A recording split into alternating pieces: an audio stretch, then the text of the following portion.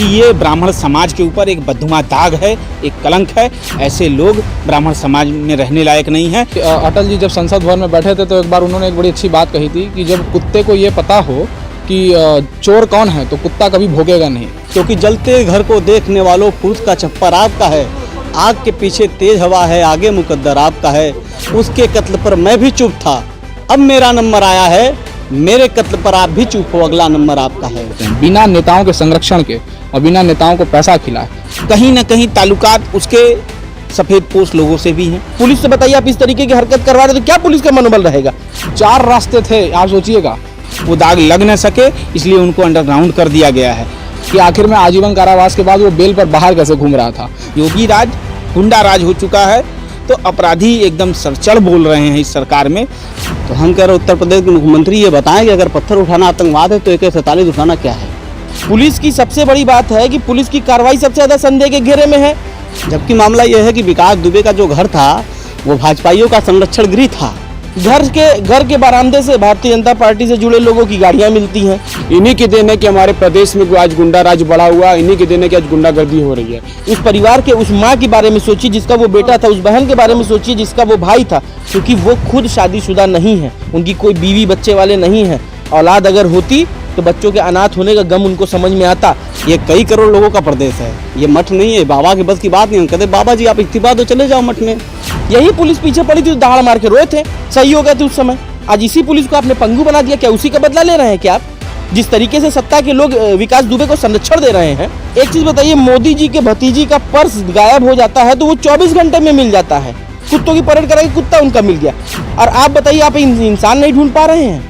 ये बात साबित होता है कि उसे जो है संरक्षण प्राप्त था। हम कहते हैं उसके ऊपर 60 केस थे, 3 साल से ये मुख्यमंत्री है साहब, अब तक क्यों नहीं पकड़ पाए भाई। लाइव टीवी, सच सबसे आगे। नमस्कार, आप देख रहे हैं द लाइव टीवी। कुछ लोग हमारे साथ, हम इनसे बात करेंगे। मैं राजेश अग्रवाल बनारस से।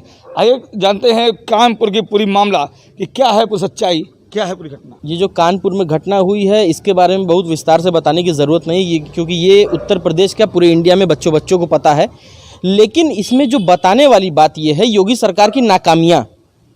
सबसे बड़ी बात ये है कि आप आज 3 दिन हो गया है, उसके बाद 10 पुलिसकर्मी 8 उस दिन शहीद हुए थे, 2 इलाज के दौरान एक्सपायर कर गए तो उनको भी शहीद में ही जोड़ेंगे। तो 10 पुलिसकर्मी शहीद हुए हैं, उसके बाद विकास दुबे का कुछ अता पता नहीं है। कानपुर मामले में पहले तो गोदी मीडिया कहना चाहते हैं कि अभी तक 2 दिन होने को हैं, गोदी मीडिया अभी तक विकास दुबे के गांव में मस्जिद ढूंढ पाएगी नहीं। दूसरी बात यह है कि अगर उत्तर प्रदेश में CA NRC का आंदोलन हुआ तो संविधान बचाने वालों के हाथ में पत्थर थमा के आतंकवादी बना दिया गया। उत्तर प्रदेश का मुख्यमंत्री कहता है कि आतंकवादियों से सारा सुल किया जाएगा, उनके बैनर पोस्टर तक लगाए गए लखनऊ में।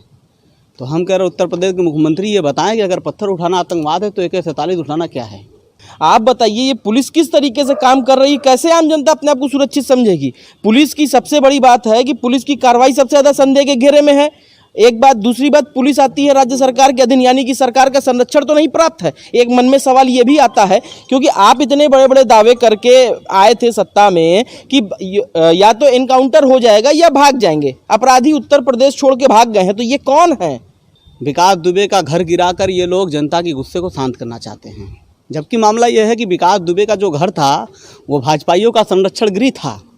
सारे अगर वीडियो फुटेज निकाले जाएं तो भाजपाइयों का वहाँ शरण हुआ करता था, वहाँ भाजपाइयों की पार्टी हुआ करती थी।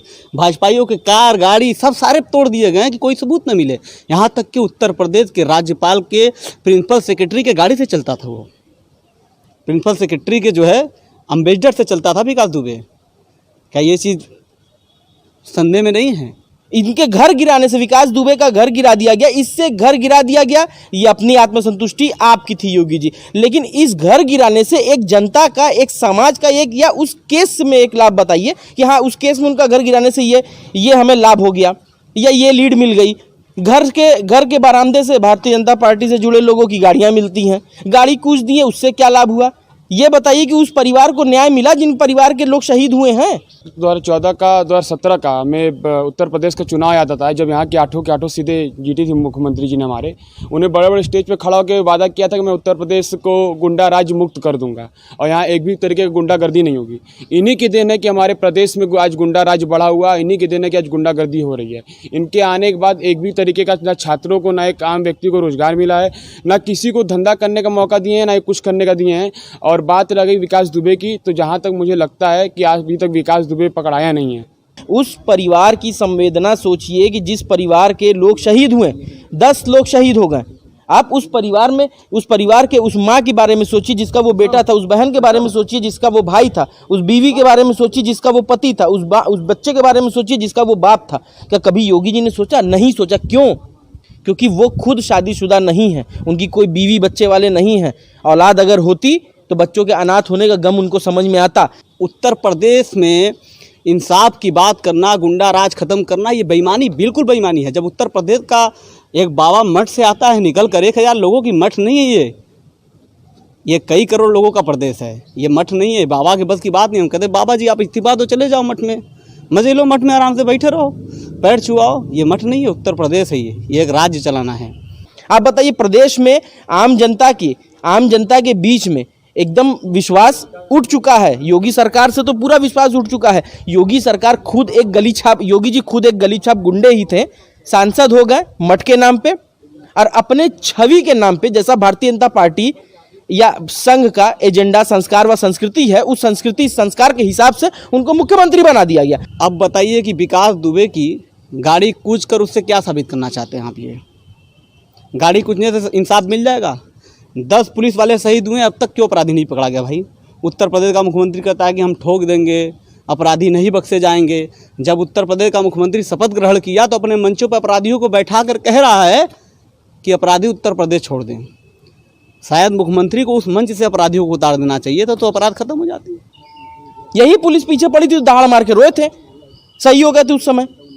आज इसी पुलिस को आपने पंगु बना दिया। क्या उसी का बदला ले रहे हैं क्या आप? जिस तरीके से सत्ता के लोग विकास दुबे को संरक्षण दे रहे हैं, सबका साथ सबका विकास, सबका विश्वास। अरे आपका विकास तो दिखेगा। विकास दुबे एक तो वो चंडीगढ़ वाला था, विकास बराला, जो चंडीगढ़ की सड़कों पे लड़कियां छेड़ रहा था, एक ये जो पुलिस वालों को मार रहा है। आप बताइए, जनता क्षुब्ध हो चुकी है, जनता त्रस्त हो चुकी है। योगी जी आप इस्तीफा दे करके गोरखपुर लौट जाइए, बस मेरी यही मांग है। आपके चैनल के माध्यम से मैं यही मांग करता हूं कि योगी जी को तत्काल इस्तीफा दे देना चाहिए और इस पे अपनी गलती माननी चाहिए और सरकार से जुड़े लोगों की संलिप्तता को उजागर करना चाहिए। आपको भी ध्यान होगा कि जब योगी जी आए थे, इसके पहले उनका जो छवि था वो एक खुद ही गुंडागर्दी वाली छवि थी उनकी। एक बार उन्हीं के संसदीय क्षेत्र में दंगा हुआ था, दंगा में इनका हाथ भी था, ये जेल भी कुछ दिन सजा भी काट के आए थे जेल के अंदर।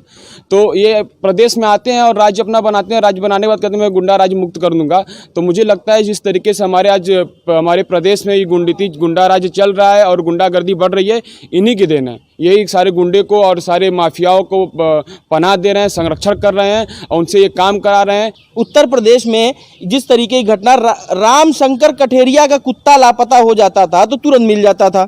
ठीक है, ये ऐसे बहुत सारे आरोप लगे हैं हम लोगों की सरकार में। और एक चीज़ बताइए, मोदी जी के भतीजी का पर्स गायब हो जाता है तो वो 24 घंटे में मिल जाता है।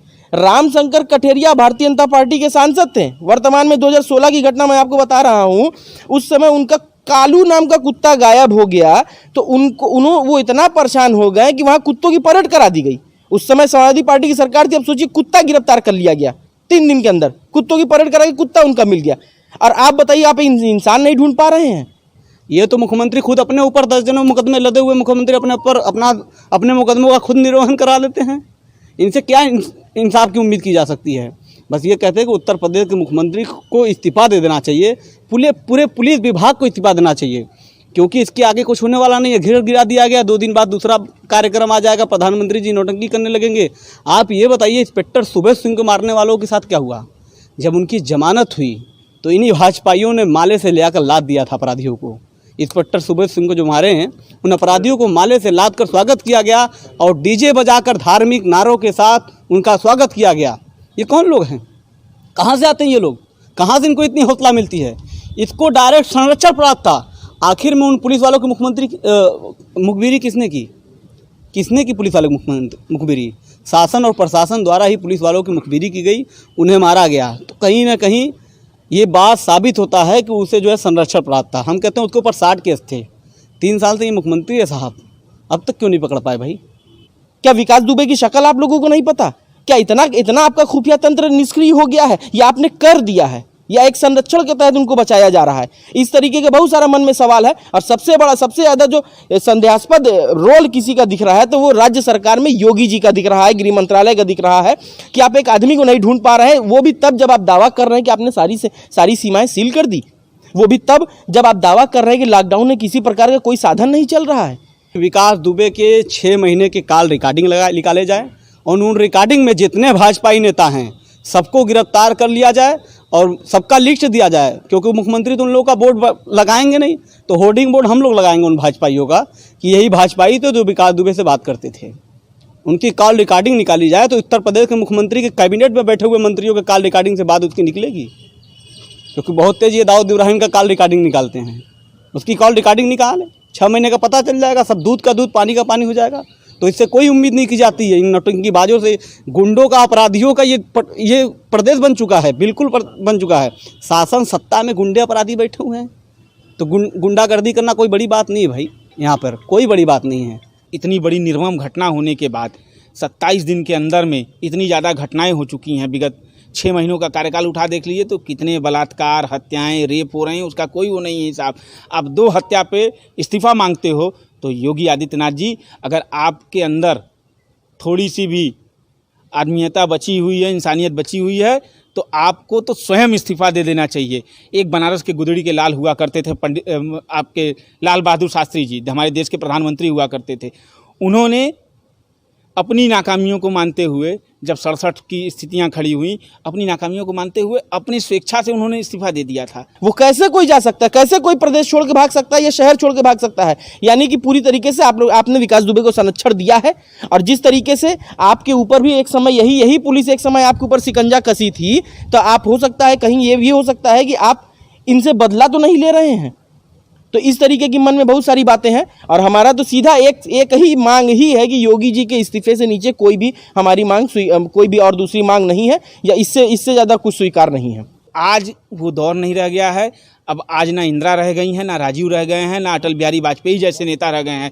आज सत्ता की महत्वाकांक्षा इतनी बढ़ चुकी है कि एक मठ में बैठा हुआ आदमी आके कुर्सी पे बैठ जाता है और आज उसको सत्ता का लुलुकता इतना बढ़ जाता है कि दूसरों के लिए आप जाते हो, बालाकोट में तो जाते हो और वहाँ पे जाते हो आप लाशें गिन के आते हो, हाँ, और यहाँ पे आप नहीं बोल रहे हो। जिस पत्नी का पति खोया है, जिस बच्चे का बाप गया है, आप उनसे पूछिए क्या ये शहादत का बदला है?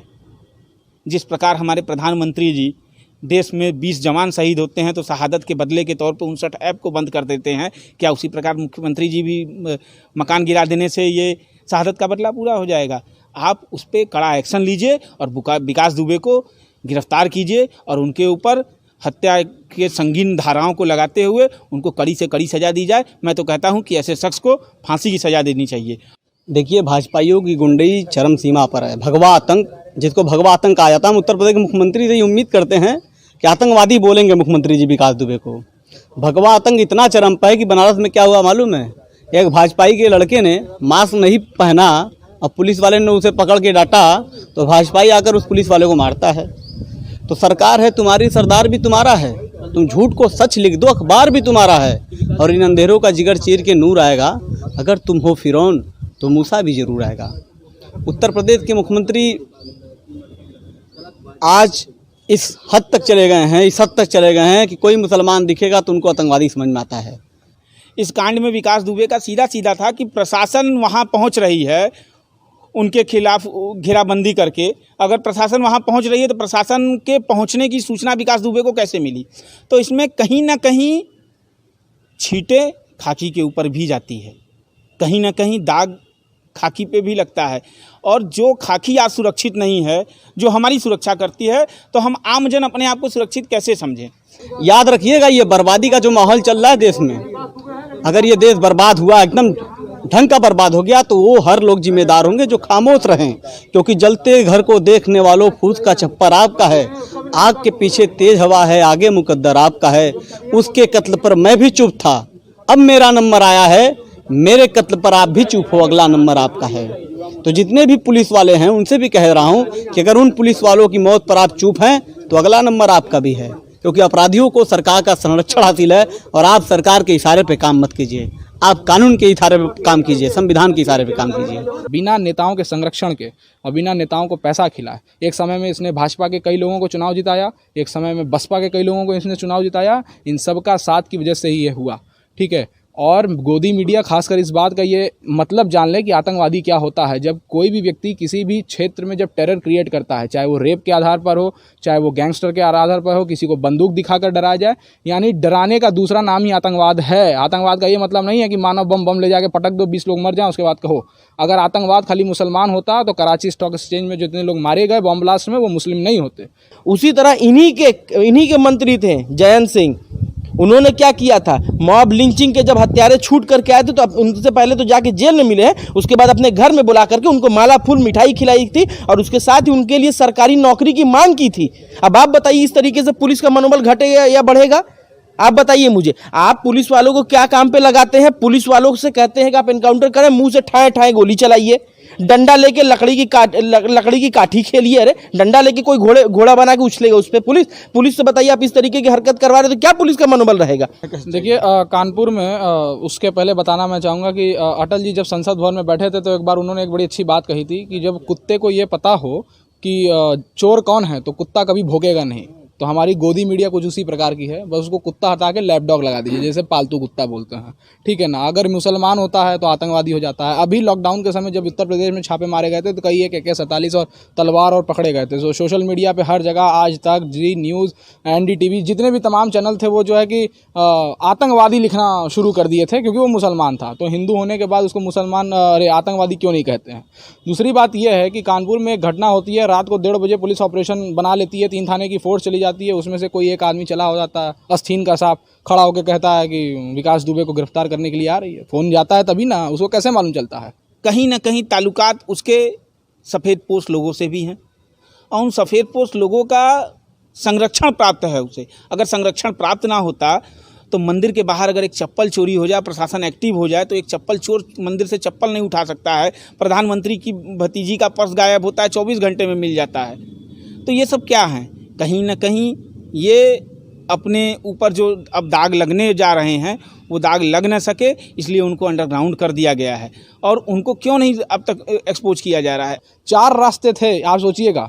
पुलिस की तैयारी देखिए, प्रशासन के पास ड्रोन है, प्रशासन के पास बुलेट प्रूफ जैकेट है, प्रशासन के पास गाड़ियां हैं, और अगर प्रशासन जा रही है गिरफ्तार करने के लिए तो हूटर बजाते हुए जा रही है। ये कहाँ का जो है किसी को गिरफ्तार करने जा रहे हैं उतने बड़े अपराधी को। 60 से भी अधिक जिस व्यक्ति के ऊपर जो है मुकदमे चल रहे हैं, जिसमें से एक 2001 में उसको आजीवन कारावास की सजा हो गई है। तो इस देश के जुडिशरी सिस्टम पर भी सवाल खड़ा होता है कि आखिर में आजीवन कारावास के बाद वो बेल पर बाहर कैसे घूम रहा था। 20 जघन्य अपराध मर्डर के केस हैं, 1500 से ज़्यादा गैंगस्टर रेप के मामले लग चुके हैं उसके ऊपर, फिर वो आदमी बाहर घूम रहा है। योगी राज गुंडा राज हो चुका है, इसमें कोई वो नहीं है। अब कल की कौशाम्बी की घटना उठा के देख लीजिए, किस तरह से दौड़ा के असलहे चमका के असलहे चलाए जा रहे हैं। तो अपराधी एकदम सरचढ़ बोल रहे हैं इस सरकार में, और जिस सरकार का मुखिया ही एक अपराध जगत से लिप्त रहा हो, सत्ता में आने के बाद कितने मुकदमे अभी योगी जी के हटाए गए। चीफ जस्टिस रंजन गोगोई के समय ही 3 तलाक का मुद्दा था, 3 जस्टिस के समय जो है जितने बड़े बड़े अपराध थे, CA और ये जितनी भी चीज़ें, इस पर शांत हुआ। क्यों हुआ है? क्योंकि पूर्ण बहुमत में है। पूर्ण बहुमत में कोई जज मुँह खोलेगा तो उसके खिलाफ महाअभियोग आएगा संसद भवन में, कहानी खत्म हो जाएगी, लग जाएंगे लंबे में, नौकरी चली जाएगी। तो इस देश में नेता बड़ा हो जाता है। मैं तो खुद खुल के कहता हूँ आज आपके मीडिया के चैनल के सामने कि ये ब्राह्मण समाज के ऊपर एक बददुमा दाग है, एक कलंक है। ऐसे लोग ब्राह्मण समाज में रहने लायक नहीं हैं। हम ऐसे लोगों का ब्राह्मण समाज से बहिष्कार करते हैं और ऐसे लोगों को हम संरक्षण नहीं दे सकते हैं। और संरक्षण देने वाले लोग कहीं ना कहीं संलिप्त हैं इस मामले में, और आज संलिप्तता कहीं ना कहीं प्रदेश के मुख्यमंत्री की भी दिख रही है। अगर संयुक्त मुख्यमंत्री जी अपने दामन को साफ दिखाना चाहते हैं और कहते हैं कि मैं गुंडा राज खत्म करना चाहता हूं, अपराध मुक्त उत्तर प्रदेश करना चाहता हूं, तो आप उसमें निष्क्रिय हो चुके हैं। और अगर अपनी आप निष्क्रियता को मानते हैं कि यहाँ हम में कमी है, तो मैं यही कहता हूं कि मुख्यमंत्री जी अपनी अंतरात्मा में झकझोरिए और अपनी अंतरात्मा की आवाज़ को सुनिए। अगर की अंतरात्मा अभी भी नहीं गवाही देती है तो ऐसे बेशर्म मुख्यमंत्री को कुर्सी पर बैठने की जरूरत नहीं है। लाइव टीवी, सच सबसे आगे।